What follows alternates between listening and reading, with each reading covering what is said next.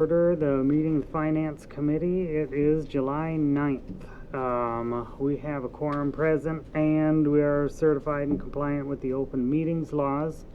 Start out with public comment. Either one of you out there want? No? All right, no worries. All right, then for communications and presentations, I don't think we had anything in there. So, next is to approve minutes from June 25th, and I'd entertain a motion for that. So moved. Moved by Butler. Is there a second? Second. Second by Ozzie. Any edits, corrections, questions? Okay. All in favor, aye? Aye. Aye. And any opposed? All right. Some reports for us, Dave. How are you doing, by the way? Doing okay. Had surgery 2 weeks from yesterday, so got everything off yesterday, and then they put me in a cast, so 2 more weeks for the cast, approximately, and then approximately a month in the boot, and then I'll get to try walking. All right. See what happened to the other guy. Right. Regarding the reports, it's been a while since we looked at them, but both Nicole Marie and I put various comments on the reports. So there's, for A through D, there's nothing else I wanted to bring up. So I'll open up the floor to any questions that anybody might have. One general question I had with when we have outstanding checks, I mean, we know it takes a various amount of time in order to get those cashed and booked and all that sort of thing. Is there a fall off date for those? I mean, I see it go back to about a year ago. Yes, every 2 years we have to go through an unclaimed checks process, and then we submit those to Dane County, who does their appropriate measures. Okay. All right. And just a sidebar, if you want, on Wednesday you can participate in the Zoom training for the clerks and treasurers issue on unclaimed funds. Fantastic.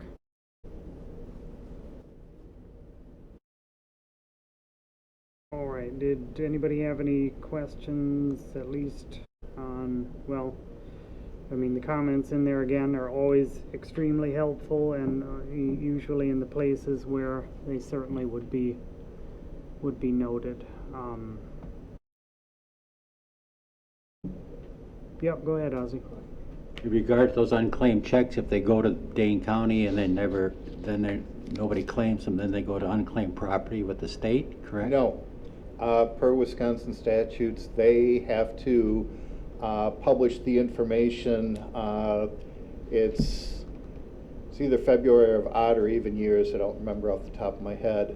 But once they've done their publication, and depending upon whether it's court-related or general, courts, I think it's 90 days and then the money becomes theirs. And for the rest of the checks, 10 years after publication, it becomes the county's. So we never get that money back that's unclaimed? We do not know. Okay. Thank you. You're welcome. All right, you said A through D, that's what you were putting out there for the moment? Right. We Right. didn't have any retirement payouts, so there's nothing to note there. The tax incremental districts compiled financial statements, you've got those in front of you. I can send you electronic copies. Well, you'd have the electronic copies in the packet. This is a report that's required each year for Wisconsin Department of Revenue. It's the same sort of report that we see every year, talking about the balance sheet and funds expended to date, that sort of thing. Right now, no surprise to anybody, TID 5, the railroad corridor, and to date, Riverfront Development are having problems. The other funds are in a good shape.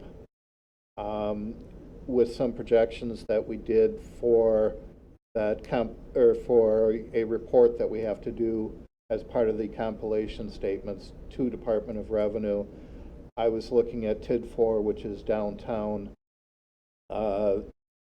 The numbers right now look like we'll be able to extend the TID one more year from 26 to 27. That last extension, the TIF increment, goes to the Affordable Housing Fund or similar housing programs. About 205,000 was my projection. And if everything goes as projected, TID 4 will be asking to donate about 500,000 to TID 8 to bring it in better financial shape.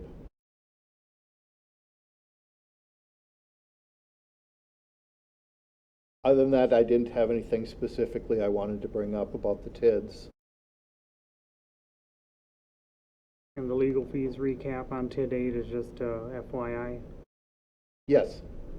Well, the legal fees, that was the question that Lisa had raised at a prior meeting. I do not remember the number. Do you, Nicole Marie? But I'm going from memory. It's about $80,000 in legal fees that we've paid for the riverfront development. 141. I wasn't even close. Oh, that's right. Okay. Lisa, do you have any follow-up question off of that? No, thank you. Okay. All right. Anybody, any questions on any of the reports presented? All right. Thank you both. Then we can move into the resolution for conflict waiver agreement for Stafford Rosenbaum regarding the senior center agreement.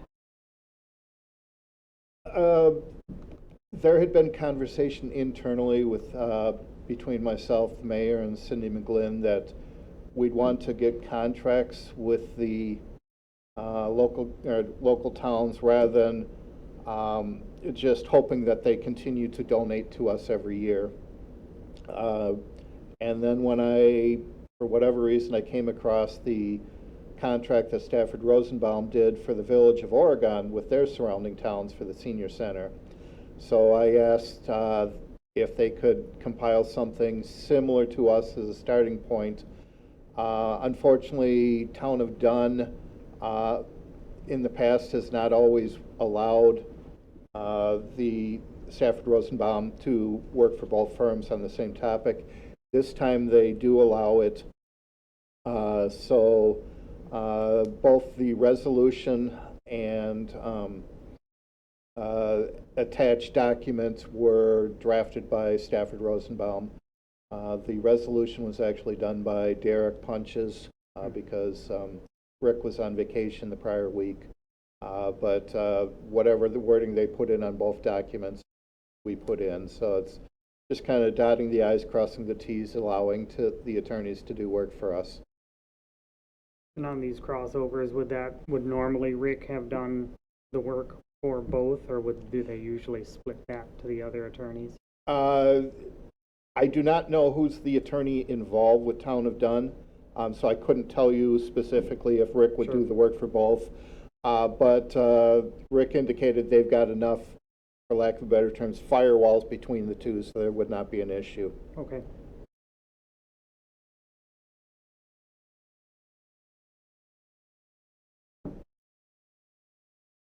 All right. Does anybody have any questions about conflict of interest agreement? All right. Anybody willing to make a motion to recommend that one to council? So move.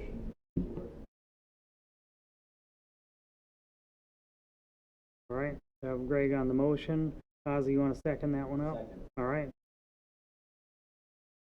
Any further questions on this matter? All right, all in favor, aye? Aye. And are any opposed? All right, we'll recommend that one up to council. Next is a resolution to amend the 2024 adopted budget for Parks and Rec for additional bike racks on Main Street.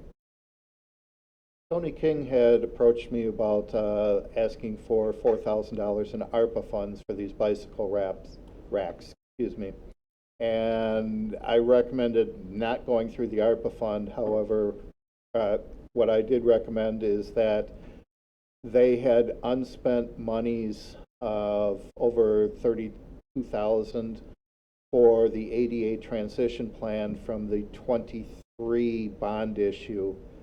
So I recommend using $4,000 of that bond issue for these bike racks.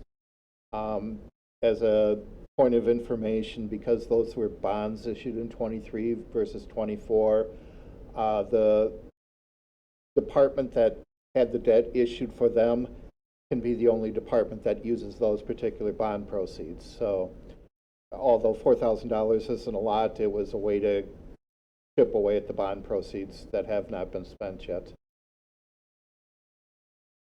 All right, Lisa? Do you happen to know, and maybe it's in here, I just couldn't see it, how many bike racks this would? If I attached anything, it was simply his email. Okay, I can just check with him on it. I mean, I support this, but I was just curious what $4,000 would buy. And if Yeah, they all had it my- says is to help meet our bike rack initiative goals, but it does not give quantity. Okay, I can just check back in with him on that. Thank you. You're welcome. All right, that makes perfect sense for using up some of the money we've already borrowed for. Greg?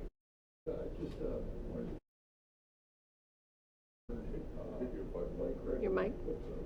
I wanted to voice a minor concern, hoping that, and I'm sure that they've thought about this, but the bike racks, where they're putting bikes on it, is that going to interfere with pedestrian traffic on the sidewalks? I mean, that's, it's how they place them and the type of bike rack, so Right. I'm sure that they must have thought about this, so if anybody knows anything.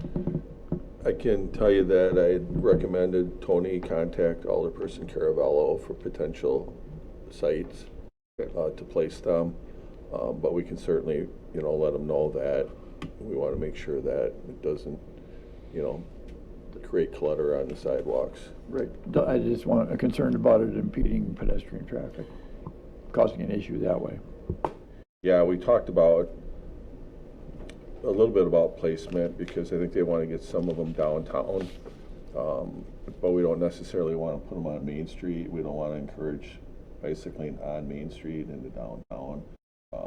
We're going to have some preferred routes, and we did find a map that former Director Glenn had put together for bike routes. So they're working off of that. Lisa? Yeah, and this is probably outside of this meeting, but I know that I had initially asked about this because I've had community members say that they would like to maybe bike somewhere. So I don't know that they intend to necessarily be biking on the sidewalks, but they may want to park closer to a restaurant or whatever. And just said there was not a lot of bike parking. So I'm hoping that's all part of the conversation. But Yeah, it is. And then I think they want to, identify those locations on the map and then figure out a way to make that map more available. I'm not sure what the strategy is going to be yet, but I know those were some of the conversations that we've had already. So I imagine they might talk about a little bit more detail at Park and Rec.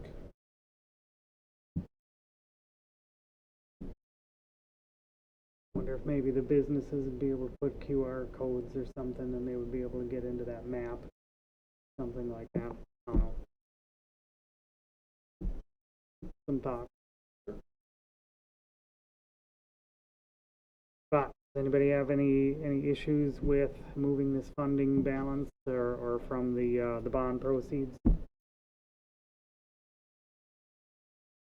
All right. Anybody willing to make a motion on this resolution?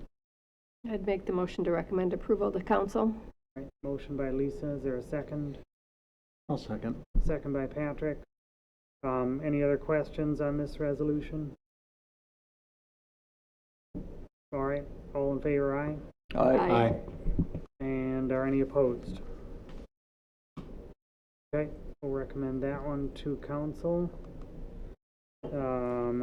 Next is net new construction and general transportation aids discussion and possible act.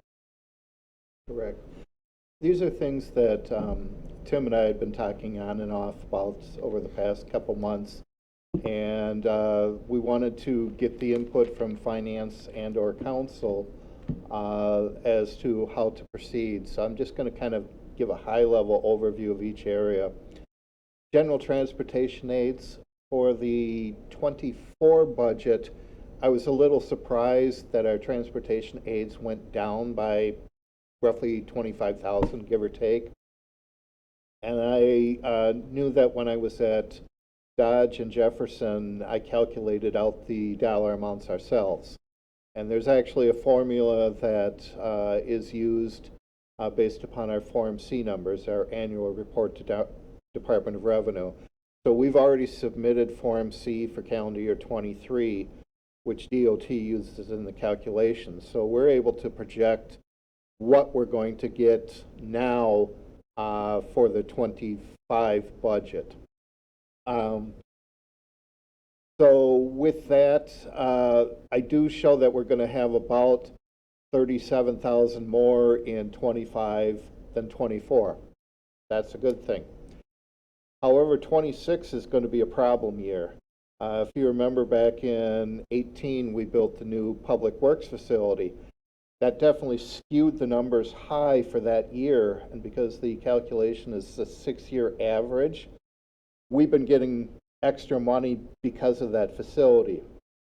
We're not going to get that past 25, so we're going to go down by about 167,000 for budget year 26. Now there's some assumptions in there because the share cost percentage changes each year, but it's going to be in the ballpark, and I know we're going to lose money.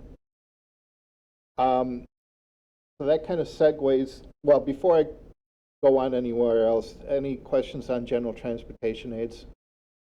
Okay. So then one of the things that Tim had me work on is what is our latest assessed values. So I got the report that Accurate Assessors submits on our behalf to the Department of Revenue. And based upon those numbers, we've got a 3.86% in net new construction. Now, Department of Revenue may do it on equalized value versus assessed value, but it's going to be fairly close. And so, given that, that's going to be a record year again. And we've got some assumptions going in that lost a train of thought there. The growth that we had was a record, but we know it's a record year. Emmy Roth and Grosso put in a few things, and we're continuing in residential, but we're not going to have another high year like that. So with the net new construction increase estimates, I'm estimating about $550,000 for budget year 25. Again, that's our record year. But then I'm thinking I'm going to lose 167,000 in 26. So I don't want to kind of gauge everything based upon a one-time thing. So what I'm suggesting is that we use, I don't remember if I said 150 or 167,000, but use the 150,000 of the net new construction increase for the 25 budget for a one-time purchase, whatever that one-time expenditure is. I'm going to stop there to see if anybody has any questions on that topic. I would just add, I think one of the things we try to do is project out as far as we can and still be accurate. that's one of the challenges with our spending limits and the net new construction formula, because you don't know how much you're going to grow beyond 1 or 2 years if you're lucky. You start getting to year 3, 4, and 5 if you want to do a 5-year plan. You might as well just throw the dart against the wall and see where it ends up, because you can't possibly know what's going to happen. So Emmy Roth, for example, they came to us in January, and by July they were building. That doesn't happen every day. It was like hitting the lottery for us. It just woke up one day and worked out a deal, and they got it built, and it had a lot of value. We do know with the current housing market, at least for next year, we can anticipate pretty solid growth. We have another apartment going up. We have a lot of single-family homes. We have other developments that are poised to begin or have just begun. But on the commercial, we have a couple things in the pipeline, but more than likely, if they get started this year, I think, where they assess it January 1st.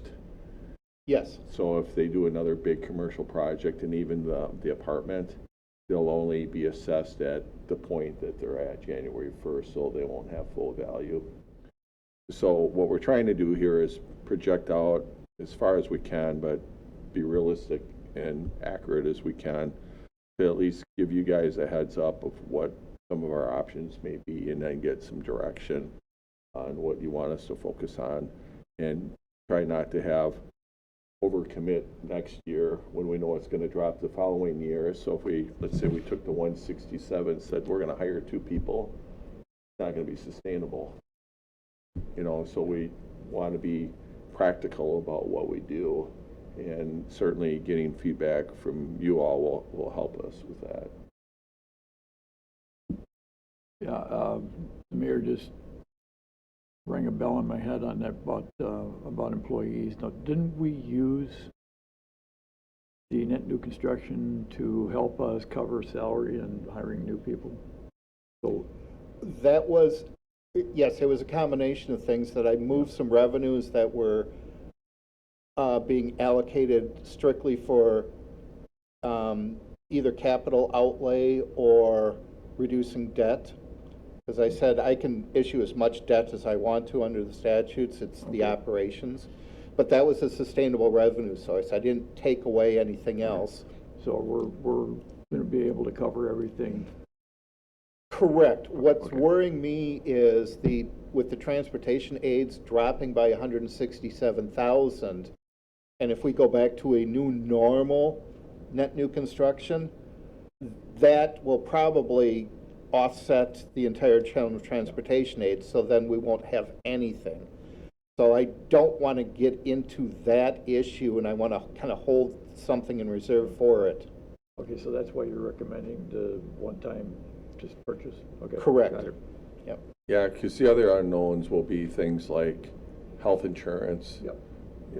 Things that we're negotiating with the PD, wages and benefits and those types of things. But really, the biggest unknown for us is probably the health insurance, I would think. Yep. Correct. In our operations budget. And, every year we're told it's going to be at least double digits, and we've, been pretty fortunate so far. But we all know that the cost of healthcare and everything else is going up. So it's too early to tell, I think, what it's going to be. But to Dave's point, I think what we're trying to do is be strategic and conservative about what we do, so we don't back ourselves in a corner in a couple of years. So, Mayor, if you can go to the next page then. One of the potential items that we could do, as I said, is for the, I guess, let me back up. When we had our ratings call with Moody's, while they didn't come out and say it, we're kind of on the cusp of potentially moving up to the next rating. But one of the things that they are looking at is the fact that TIDS 5 and TID 8 owe almost $1 million or over $1 million to the general fund. They'd like to see that going down. So one of the possible ideas that we're thinking about for the 25 budget is using that the 167,000 or 100, and I've got 150 in my memo, using the 150 for a one-time expenditure where in effect we are giving TID 5 150,000 in property tax revenue with no related expenditure, that will lower the amount that TID 5 owes the general fund. Now, 150,000 out of a million, you know, it's not where I'd like to be, but it's something, and we can at least point to that for our next rating call. And so I guess I'm going to open up the floor to you folks. Is that something that you think would be a good idea for us to at least consider as we're working through the budget? Would you rather not see us do that? Would you rather have council give an opinion on that topic? Lisa? I just had a question. So if our, oh, it's already in there. I was going to ask about our bond rating, and that would save us money. So that could also be an investment for us. It sounds like potentially if they do change that bond Correct. rating. So that to me seems like a wise use of the funds. Greg? Yeah, I'm a bit skeptical about whether that 150 is going to make any difference as far as our rating is concerned, because it's just a small portion of it, and it may and it may not. But I'm a bit skeptical of it. If the committee wants to go along with it, I'd be fine. I'd go along with it too. But I'm not disagreeing with you that it's not going go to ahead, do. please. It's not going to do a heck of a lot. It's more symbolic than anything else. Yeah, it might be a combination of things. Let's say something starts coming out of the ground in those TIF districts, So combined with this, Yeah. that might help. Yeah. What we could do is we kind of have a chart of the breakdown of the bond rating, and we could take a deeper look at that and see there were some areas where we did receive a higher rating in them areas, but overall it didn't go up. Right. And I don't remember off the top of my head if this was an area that This was the biggest area that they were it looking was. at. Okay. Yeah. But we could share that with the committee if that's something you guys want to see. And- If you like looking at numbers and narratives. And obviously, you know, they would like to see the average income for residents going up. Well, we can't control that at all. So, you know, it's kind of a moot point. Dave, you were saying that $1 million on TIF 5, was it? Between TID 5 and TID 8, it's about $1 million. Between TIF 5 and, TID 5 is railroad, TID 8 is riverfront development. okay, between the two. Yep. Yeah, originally it was all one TID. Yeah, right. And then we split it off about, what would it say, 6 years ago, was it? 6 years, yes. Yeah, 6 years ago, we redid it and it split off. So we actually had conversations about trying to split it again, but we're only 6 years into it, so we don't think it's advantageous to do that because you're gonna have administrative costs of doing it anyway, and you're really not gaining a lot of time back. But we are analyzing that TIF district. We had a meeting this morning, I guess is my point I'm trying to make. Yeah, it's in your audit, but we're taking a more recent dive than even that. I'd certainly like to have council look at this overall, just in case, you know, they have other interests that might be vying for our new construction additional dollars that we were getting, just so we have it fully open. Okay, we can certainly add it to the July 23rd council agenda. Sure. The, for using out of that net new construction dollars, are there any potentials to pull monies out, just out of general fund where, because, you know, we're already talking about re-looking at what our limits that we set are? Well, you've got a catch-22 because if you pull money out of the general fund, you're lowering the amount of general fund availability. And we did score high, along with our counterparts for having excess available funds. I personally think that if we change the policy to have less that we require to retain, Moody's would look bad on us. But yeah, moving the cash from one fund to the other, yeah, makes the TID that much better, but then it makes the general fund that much worse. You're not really gaining a lot there. Got it, okay. Just wanted to ask the question.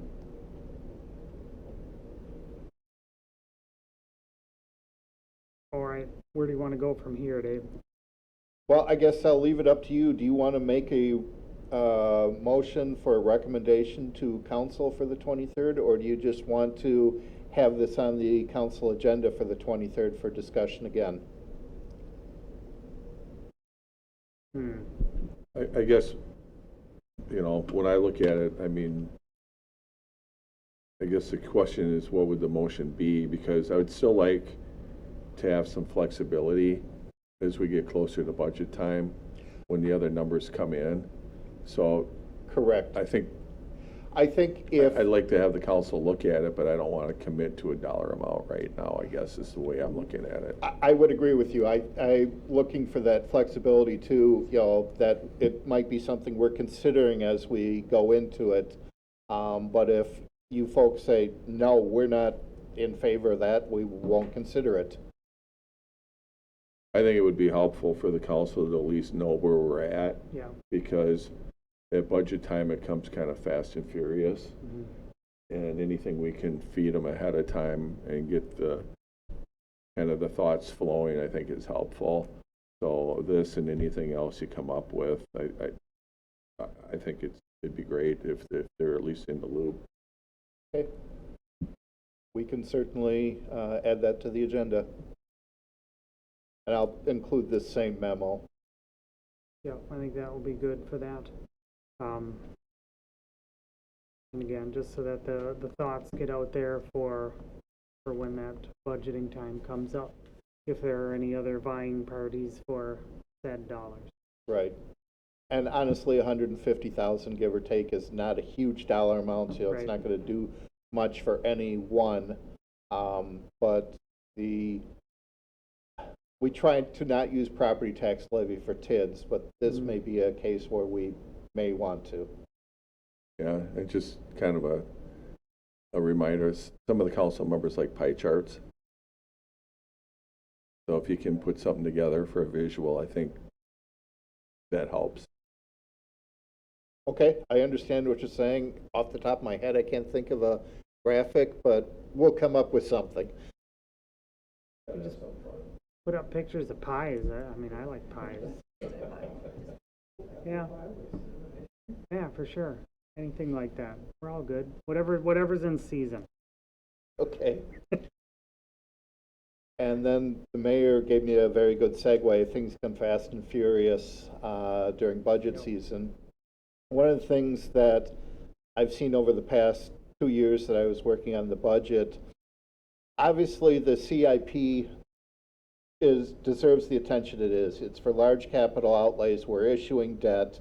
There's really no limits per se to how much we can issue for debt, other than the 5% statutory, but we're nowhere close to that. At this point, I don't want to change anything on the CIP side.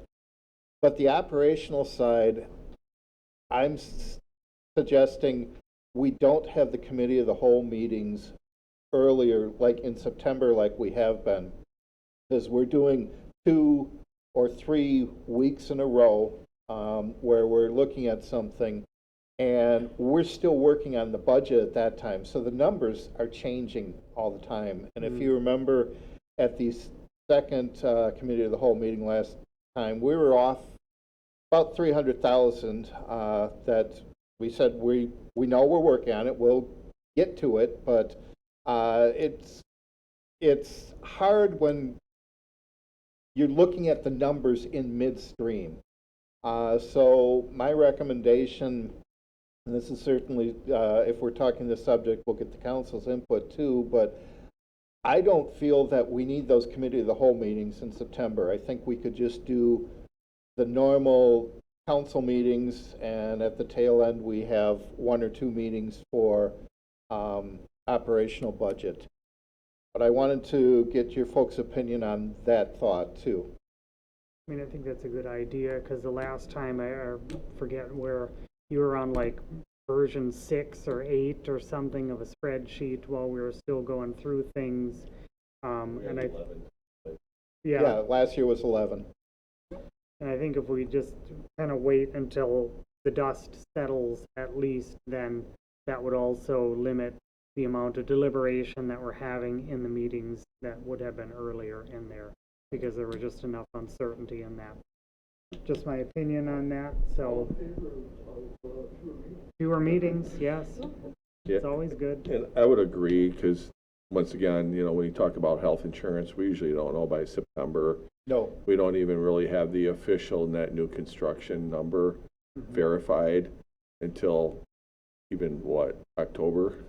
yep. Transportation aids aren't given out till Right. October. Yeah, Now, granted, we've got the calculation, but yeah, there's some large swings that we don't know and we're trying to guess. yeah, so, but I do think it would be important soon to start establishing potential dates so we can get them on everybody's Yeah. calendars, because that's kind of the big thing for staff and for council. And For the CIP, you mean, or for both. Well, if we go with my recommendation for the operations, it would be at a regular council meeting, not a committee of the whole.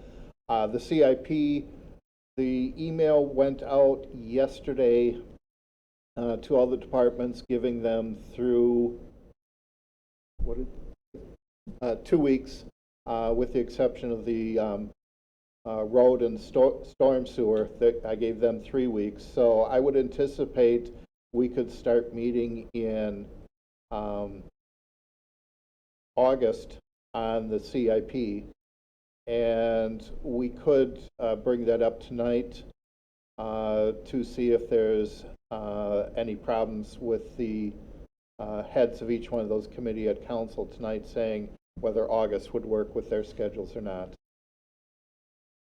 Well, I think that's reasonable. So let me just understand, so on the operations, you're gonna bring it straight to council, or you're gonna bring it to finance and then to council?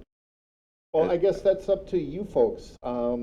Places I've worked with previously, and Nicole Marie at Madison, the finance committee has a much stronger role in the budget process.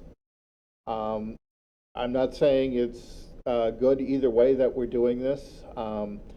I just look at the operational levy, the way the net new construction statutes are written, we're foolish not to tax to the max.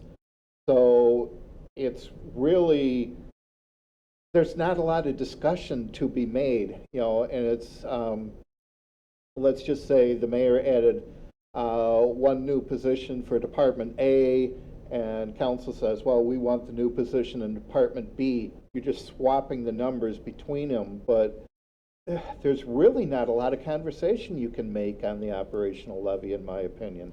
I agree. We have to, run at least traditionally we have, and we could talk about that, but we've been running the staffing requests through the personnel committee. So that would be something that I would imagine we would continue unless we're told differently. So we have to factor that in there too, so they would at least have time to kind of prioritize any new staffing requests that we would get. And then, we have to go through the process to see if there's funding available for some or all of them or none of them. So we have to calculate that into the mix, so we'd have to work with AJ to establish that date as well, so it coordinates with whatever we decide to do, whether it's here and or at council. I think there might be some advantages to bringing it here, just capacity-wise for the council, because the council is getting agenda items for all the committees, and finance can just focus on this, and some of the other items could be bumped if need be, so we could focus on that. But that's just kind of my view. Yeah, I think if personnel looks at staffing and then, once those recommendations are in line, then, we look at the operations as a whole and then try and settle that before bringing it all into council, so there's less back and forth. Yeah, and the other advantage is, the committee of the whole, those are extra meetings. If you have it at finance, it's right before the council meeting. It'd probably be more convenient for the council members just to come early if they wish to Right. be part of that process. Yeah, that's also true. Okay, I mean, we'll see what everybody. Okay, so tonight we'll ask the council about the ad hoc CIP. If August will work with them, we'll get the dates out. And then on the 23rd, we'll discuss the topic of these items here to get input from everybody Yep, I think that sounds reasonable, with graphics. of course.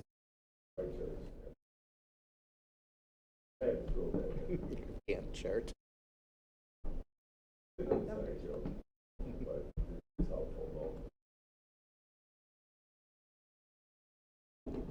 All right, you have enough direction on that? Yep. Okay, perfect.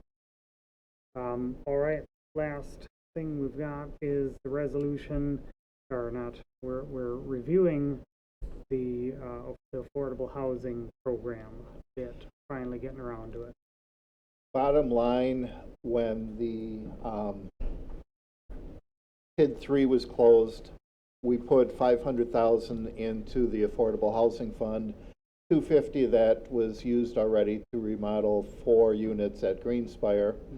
And the other 250, they said we could use for a first-time home buyer program, and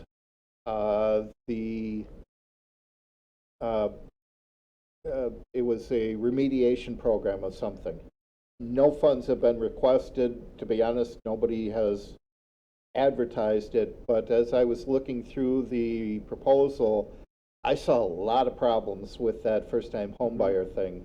First of all, for us to calculate the numbers that are in there, they would have to provide us with a lot of confidential information, which they may not want to do. And I thought about it, it's like, well, they're going through their lender.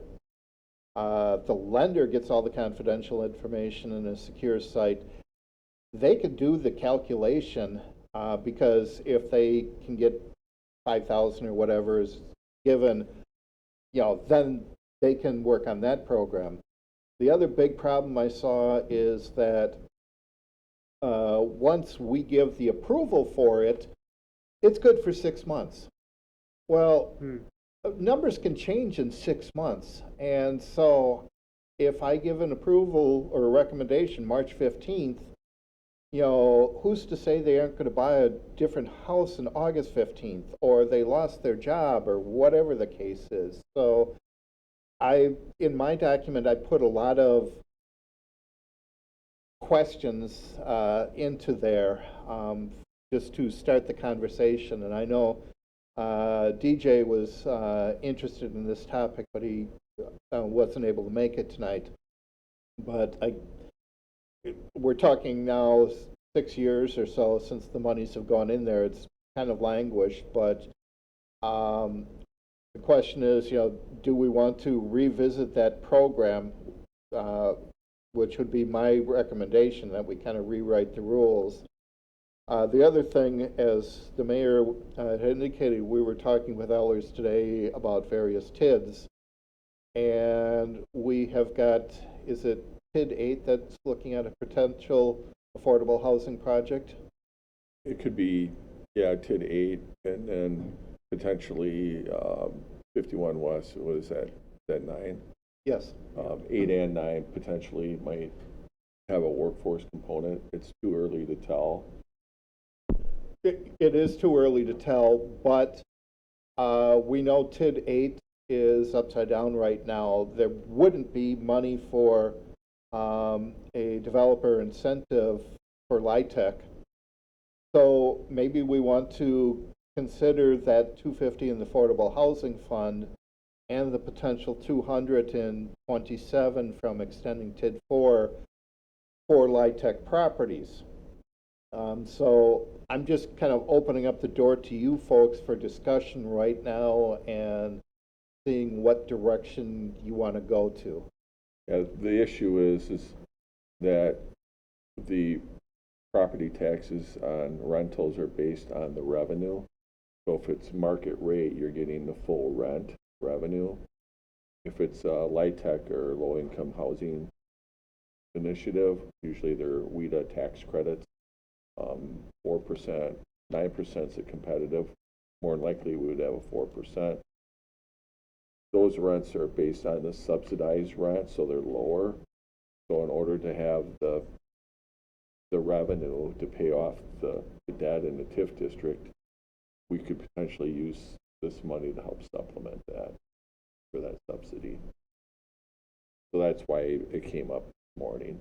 But it's, like I said, it's a little early to tell, but I think we could do some work because right now the money is really not doing anything for us. So we could at least come up with a list of options. That might be one. There may be others. Maybe ultimately we decide, you know what, we just need to do a better job marketing this, or we need to change the structure out of it so we don't have to go through, you know, the type of exercises that Dave described that the bank would do, but we certainly don't want to be in that business. Maybe we look at trying to partner with the bank to administrate it for us. If we do, we'd have to understand what that looks like and what the cost would be, but we can look at whatever options you guys want us to look at. Go ahead, Lisa. Yeah, I know you highlighted this, Dave, but I see one of the things, if we were to go with something like this, is the other eligible projects as determined by council. We would need to really, that would just get mushy and muddy. But I do like the idea if it means not reinventing the wheel. I know in the Council on Aging, Cindy McGlynn has talked about the lack of service or, affordable units for seniors, and I'm sure that's true of, many people. So if we could maybe, partner in some way to assist with that, I guess I'd hate to spend this until we see if there might be an opportunity to partner with somebody who may be putting in some affordable housing units. I guess my initial thought is let's kind of see if we could maybe partner with somebody in some way. Yeah, I'll agree with that. I mean, I think we should see what kind of pans out with either one of these two potential affordable housing ones before we go about reinventing this specific program in here. I mean, they'll serve a lot of the same purposes, but if we've got ones that are, ready to be vertical, then we go for that one rather than little bits here and there. Yeah, and I can tell you on the one, they've already began preparations for putting a TIF request. So that one could come sooner than later. That would be TID 9. TID 8, it really comes down to what happens as far as trying to recruit the next developer for that and how quickly the next one's going to move. We do have a couple developers that we're talking to, but the RDA still has some work to do, and Chris's planning director, Chris, is really working hard on developing criteria so the RDA can really be efficient in their decision-making process on what the expectations are going to be for whoever comes in there, and then also kind of the expectations for what the developer is going to have to do and what they're going to look like, and that's going to probably determine whether or not the low-income deal down there will be considered, or if it's going to have to be a market rate. But we don't have the values from either one of the potential developers. They may decide to go out and seek additional interest, and if they do that, that could take a few months to go through that process. the RDA meets next week. So maybe by the next finance committee meeting, we'll have a little bit more information than we do tonight. Okay. Did we have other, were we still waiting on the consultant on more of the soil things over in 8? Yeah, so we did receive an email today from Chris from True North, and we're in the queue at the DNR to get some additional information, so we're waiting for the DNR to circle back to us and let us know what we need to do down there. But we don't have a definitive answer yet, but it's been, well, with the holiday mixed in, it's been almost a month since we initiated that discussion. So we're hoping that, soon we'll get some direction of what the expectation is going to be from the DNR. And then we're also, as we're talking to developers, trying to understand what their layout will be and whether or not there might be some opportunity to reduce the number of contaminated areas. If you look at Brink's proposal, for example, there was a lot of buildings with a lot of underground parking. They may be able to do some things more vertical and have more efficient land use and have less buildings and use those areas as pavement instead of digging in. We can cap it basically. Right.